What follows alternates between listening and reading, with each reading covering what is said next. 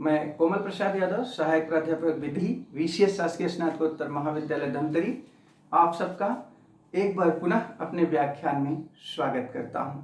मैंने इससे पूर्व के वीडियो में आप सबको बताया था कि मैं अभ्यारण्य के विषय में, चूंकि ये लंबा है, इस पर 2 भाग बनाऊंगा, तो मैं दूसरे भाग के अंतर्गत आप सबको धारा 26A से लेकर के 26K से लेकर के धारा 34 तक के उपबंधों पर इस व्याख्यान के अंतर्गत प्रकाश डालूंगा।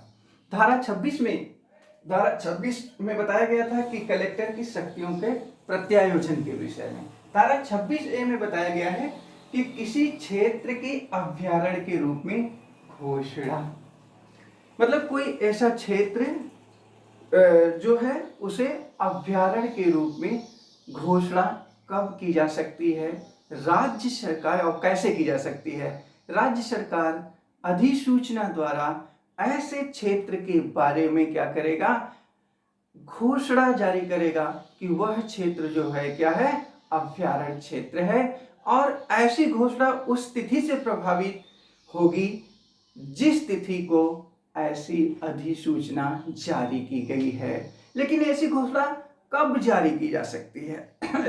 जब कि किसी भूमि या दावे के संदर्भ में दावे के लिए निर्धारित की गई समयावधि समाप्त हो गई हो, या राज्य सरकार द्वारा उस दावे का निस्तारण कर दिया गया हो। दूसरा, कि राज्य सरकार इस आशय की घोषणा करता है कि कोई रिजर्व वन क्षेत्र या क्षेत्रीय जल क्षेत्र जो कि पारिस्थितिकीय, वानस्पतिक, पशुजीव, जीव जंतु या वैज्ञानिक महत्व का है, उसका प्रयोग अभ्यारण्य के रूप में किया जाना है, तो क्या करेगा, इसके लिए राज्य सरकार को केंद्र सरकार से अनुमति लेना पड़ेगा, और तब जाकर के उसे अभ्यारण्य के रूप में शामिल किया जा सकता है। ऐसे अभ्यारण्य की सीमाओं में केवल राष्ट्रीय बोर्ड के द्वारा ही परिवर्तन किया जा सकता है। राष्ट्रीय बोर्ड जब ऐसी सीमाओं में सुधार के लिए कहे, तभी अभ्यारण्य क्षेत्र की सीमाओं में सुधार किया जा सकता है या परिवर्तन किया जा सकता है।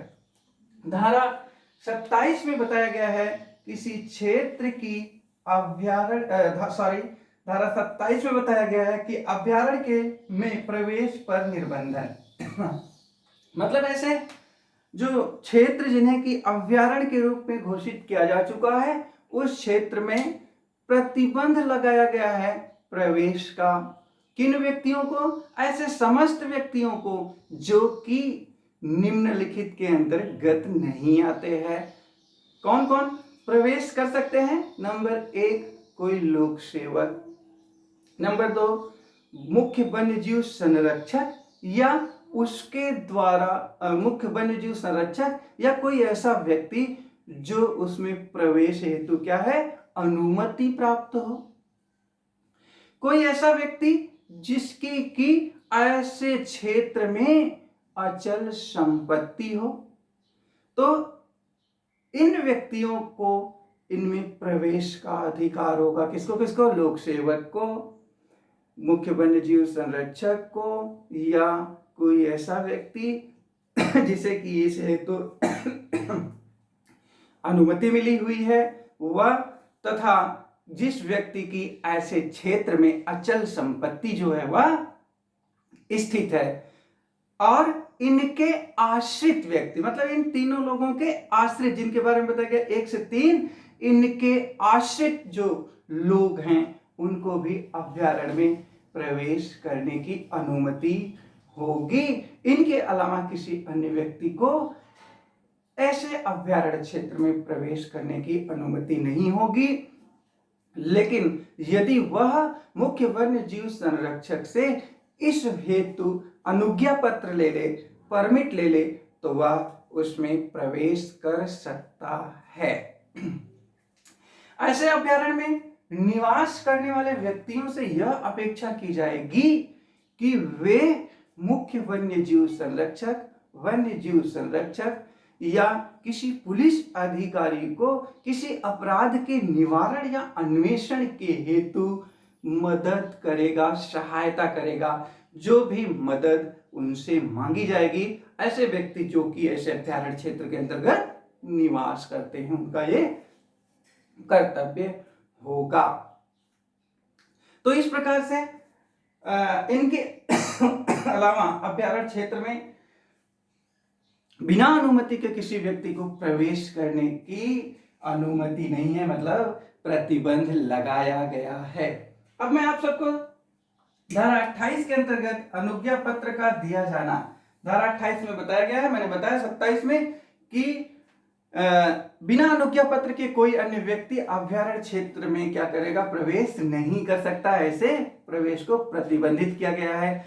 तो यदि किसी को जरूरत है ऐसे अभ्यारण्य में प्रवेश करने की, तो उसे क्या करना पड़ेगा, अनुज्ञा लेना पड़ेगा, अनुमति लेना पड़ेगा। इसके लिए वो क्या करेगा, मुख्य वन्य जीव संरक्षक के पास विहित प्रारूप में आवेदन देगा और उसके लिए जो विहित फीस तय की गई है, जो फीस निर्धारित की गई है, उस फीस के साथ निर्धारित प्रपत्र में मुख्य वन्य जीव संरक्षक को आवेदन देगा और मुख्य वन्य जीव संरक्षक किसी व्यक्ति को अनुज्ञा पत्र जारी कर सकता है। किस संदर्भ में, निम्नलिखित के संदर्भ में।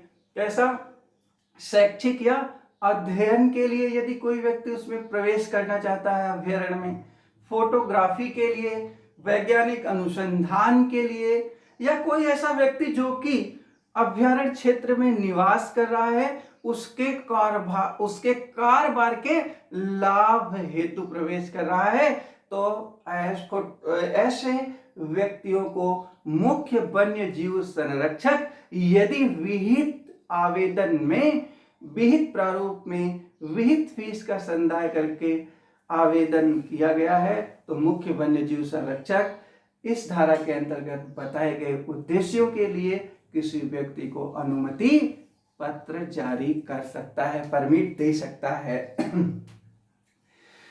धारा 29 में बताया गया है कि अनुज्ञा पत्र के बिना अभ्यारण्य में नाशकरण आदि पर प्रतिषेध किया गया है। बिना अनुज्ञा पत्र के कोई भी व्यक्ति जो कि ऐसे अभ्यारण्य में गया हुआ है, प्रवेश किया हुआ है, वह कोई भी नाशकरण नहीं करेगा। नाशकरण का मतलब है कि कोई भी वनोत्पाद जैसे हो, जीव जंतु है या उनके लिए बनाया गया कोई आवास है, उसको क्षतिग्रस्त नहीं करेगा, उसको बिना अनुमति के क्षतिग्रस्त नहीं करेगा, उनको एक स्थान से दूसरे स्थान पर हटाएगा नहीं हटाएगा, तथा ऐसे वनोत्पाद को नहीं तोड़ेगा। इसको प्रतिबंधित किया गया है धारा 29 के अंतर्गत।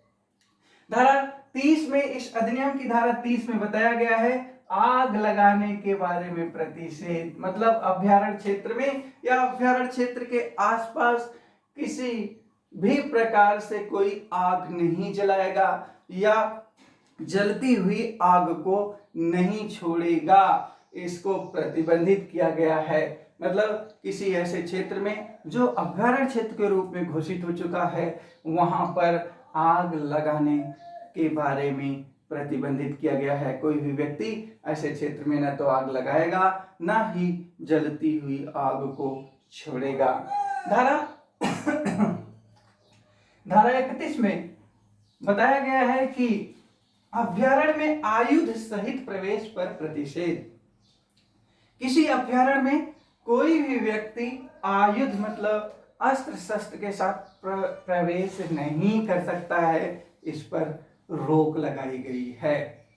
धारा 32 में क्षतिकर पदार्थ के प्रयोग पर रोक की बात की गई है। मतलब कोई ऐसा पदार्थ जो कि हानिकर है, ऐसा कोई पदार्थ कोई व्यक्ति अभ्यारण्य क्षेत्र में नहीं ले जा सकता है और ना ही उसका प्रयोग कर सकता है, जो कि क्षतिग्रस्त है, जिसके कारण क्षति होने की संभावना है। धारा 33 में बहुत ही महत्वपूर्ण बात बताई गई है, अभयारण्यों का नियंत्रण। ऐसे अभयारण्य जो घोषित किया गया है उनका नियंत्रण किसके हाथ में होगा? मतलब अभयारण्यों का नियंत्रण जो होगा वह मुख्य वन्यजीव संरक्षक के हाथ में होगा। मुख्य वन्यजीव संरक्षक वन्य जीवों के संरक्षण के लिए, उनकी सुरक्षा के लिए ऐसे सारे उपाय करेगी जो आवश्यक हो प्रत्येक ऐसे अभयारण्य के लिए। मतलब वह वन्य जीवों की संरक्षा के लिए क्या कर सकता है? ऐसे अभयारण्य में सड़क का निर्माण कर सकता है और ऐसे कोई अवरोध लगा सकता है जिसके द्वारा कोई व्यक्ति ऐसे अभयारण्य में प्रवेश ना कर सके। ऐसे अन्य उपाय भी मुख्य वन्यजीव संरक्षक कर सकता है जो कि वन्य प्राणियों के संरक्षण के लिए आवश्यक हो। तो इस प्रकार से अभयारण्यों का जो नियंत्रण होगा वह मुख्य वन्य जीव संरक्षक के हाथों में होगा और वह अपने हिसाब से अभयारण्य क्षेत्र का जो है अभयारण्य क्षेत्र में नियंत्रण स्थापित करेगा। धारा 34 और अंतिम धारा इस अभयारण्य के संदर्भ में जो बताई गई है वह आयुध रखने वाले कतिपय व्यक्तियों का रजिस्ट्रीकरण। मतलब कि यदि कोई व्यक्ति अभयारण्य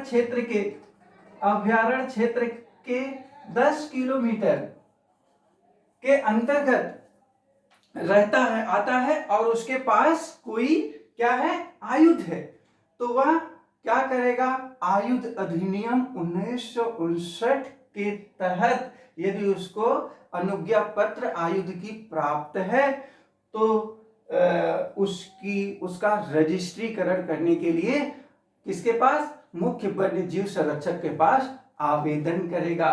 क्यों करेगा? क्योंकि इसके रजिस्ट्रीकरण की प्रक्रिया बताई गई। व्यक्तियों के जिन्होंने कि आयुध रखा है उसको रजिस्ट्रीकरण कराना अनिवार्य है। और इस अभयारण्य क्षेत्र वहां जहां पर कि ऐसा क्षेत्र है जहां अभयारण्य जिसको घोषित किया गया है वो ऐसे अभयारण्य की घोषणा के बाद नए आयुध जारी करने के लिए जो लाइसेंस जारी किया जाएगा वह तभी जारी किया जाएगा जब मुख्य वन्यजीव संरक्षक उसके लिए क्या करे? मुख्य वन्यजीव संरक्षक की राय ले ली जाए।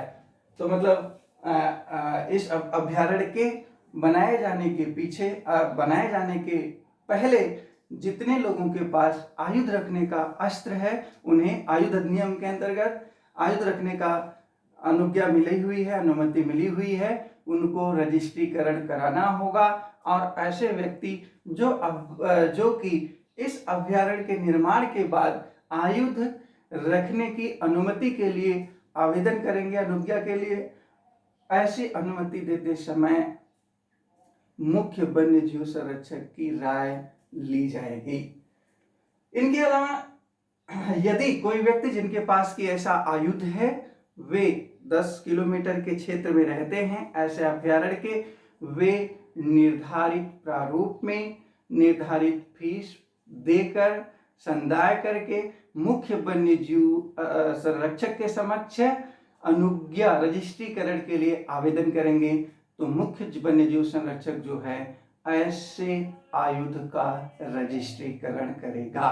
तो दूसरे भाग के अंतर्गत हमने जो आपको बताया ये बताया कि किसी क्षेत्र की अभयारण्य क्षेत्र के रूप में घोषणा कब की जाएगी। यहां से प्रारंभ करके हमने ये बताया कि धारा 34 में बताए गए प्रावधानों तक के समस्त प्रावधानों को मैंने विस्तार से समझाने का प्रयास किया है। मुझे उम्मीद है कि यह व्याख्यान आपके लिए उपयोगी सिद्ध होगा। धन्यवाद।